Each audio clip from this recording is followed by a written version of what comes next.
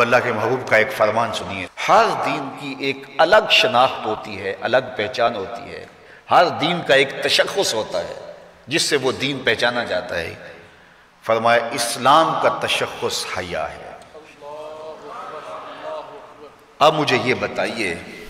ہر وہ رسم، ہر وہ طرز زندگی جو اسلام کے اس مزاج سے ٹکراتی ہو تو عملی طور پہ ہمیں اس کا بائیکاٹ کرنا ہوگا اور اس کے لیے ہمیں کوشاں ہونا پڑے گا، اس لیے کہ اسلام کا مزاج یہ ہے کہ اسلام ہمیں درس حیا دیتا ہے، صرف درس حیا نہیں دیتا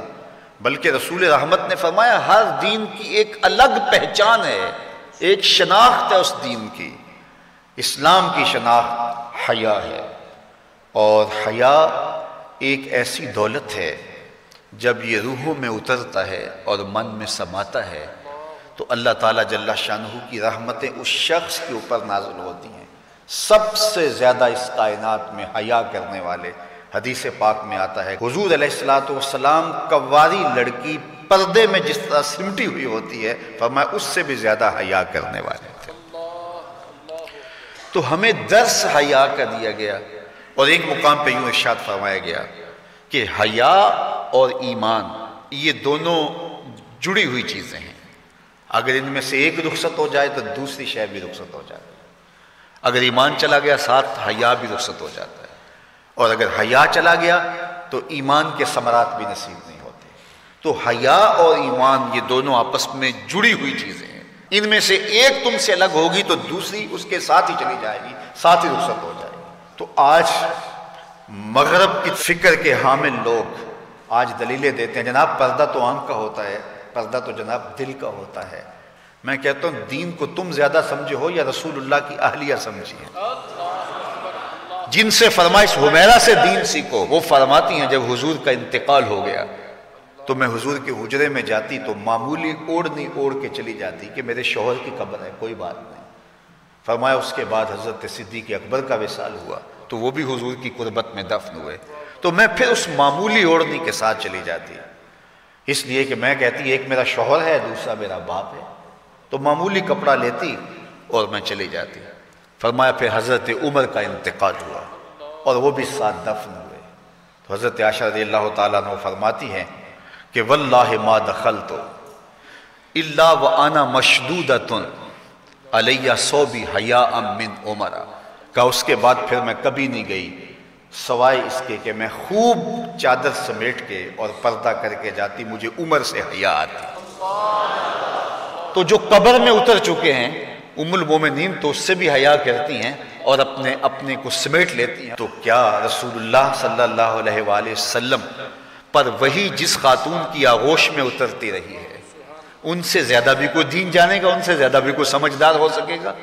تو یہ اصطلاحات کہ جناب آنکھ کا پردہ ہوتا ہے اور دل کا پردہ ہوتا ہے، یہ ساری چیزیں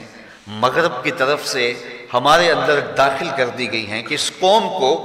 حیا کے جوہر سے خالی کر دیا جائے، کیونکہ وہ جانتے ہیں کہ ان کے رسول نے فرمایا ہے حیا اور ایمان لازم و ملزوم ہیں، ان میں سے ایک رخصت ہوگا تو دوسری چیز بھی رخصت ہو جائے گی۔ تو یہ ان کو اگر کہا جائے کہ ایمان کو ترک کر دیا جائے تو یہ تو کبھی بھی نہیں کریں گے، تو لہٰذا طریقہ یہ ہے ان کو بے حیا کیا جائے۔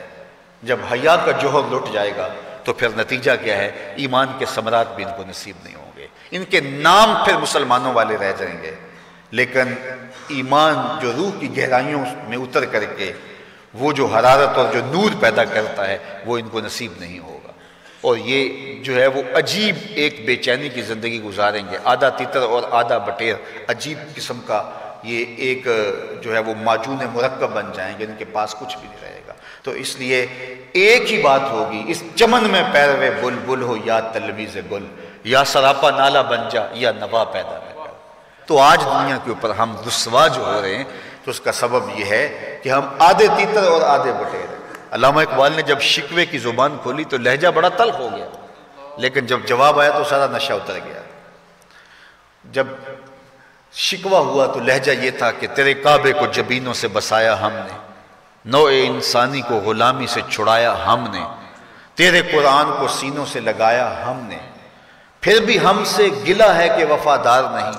ہم وفادار نہیں تو بھی تو دلدار نہیں۔ بہت سخت لہجہ ہو گیا، فتویٰ بھی متوجہ ہوا، لیکن جب جواب آیا تو سارا نشہ اترتا ہے۔ لفظ وہی ہے، صرف صیغہ بدلتا ہے۔ اب آواز ادھر سے آ رہی ہے، صفائے دہر سے باطل کو مٹایا کس نے، نو انسانی کو غلامی سے چھڑایا کس نے، میرے کعبے کو جبینوں سے بسایا کس نے، میرے قرآن کو سینوں سے لگایا کس نے،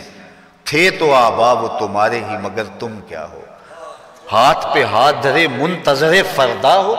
ہر کوئی مست مئے ذوق تن آسانی ہے، تم مسلمان ہو یہ انداز مسلمانی ہے،